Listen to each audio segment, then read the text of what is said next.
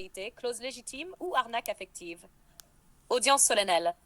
L'amour est appelé à comparaître. Silence dans la salle.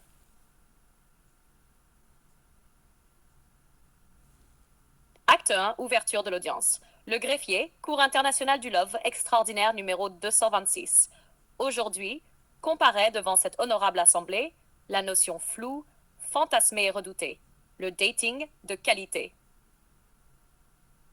Acte 2. L'accusation, le procureur. Voix de fer, regard froid, lunettes tombant du nez.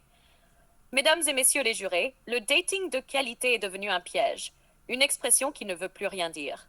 Sauf je veux tout, mais je ne donnerai rien tant que tu n'as pas coché toutes mes cases. Clause abusive numéro 1. Je cherche quelqu'un de sérieux mais fun. Clause abusive numéro 2. Je veux une connexion d'âme, mais je swipe selon les abdos. Clause abusive numéro 3. Tu dois être honnête, mais surtout pas brutal. Le dating de qualité est devenu une machine à ghoster les sincères et à valider les illusionnistes. Acte 3, la défense. L'avocate de la qualité, impeccablement habillée, regard hautain mais éloquent.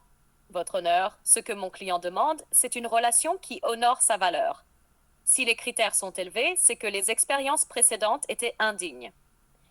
L'exigence n'est pas un piège, c'est un filtre. Le problème n'est pas le dating de qualité. Le problème, c'est qu'en face, certains veulent entrer dans un 5 étoiles avec des tons émotionnels.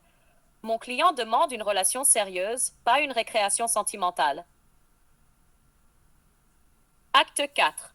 Les témoignages absurdes, mais vrais. 1. Témoignage de Kevin, 31 ans, ghosté 16 fois. Elle m'a dit « Je cherche quelqu'un de vrai ». J'ai montré mes blessures. J'ai parlé de mes traumas. Elle m'a bloqué le lendemain en disant que j'étais pas fun. 2. Sandra, 29 ans, ancienne dating coach reconvertie en bouddhiste.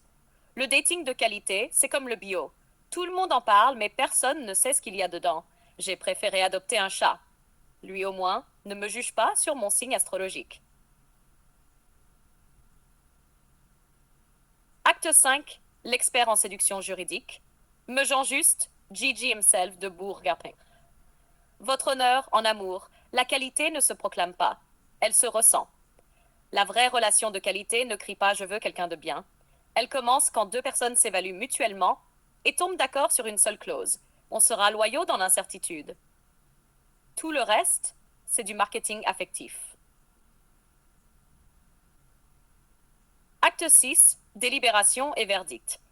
Le juge, voix théâtrale, accent inutilement shakespearien. Après délibération, la Cour statue que la quête d'une relation de qualité est légitime, mais à la condition que les critères soient appliqués à soi-même avant d'être imposés à l'autre. Tout abus de langage tel que « je veux un homme mûr, mais sexy et sans enfant » ou « je veux une femme indépendante mais disponible H24 » sera désormais passible de 6 mois de solitude réflexive et d'un abonnement à un podcast de Gigi.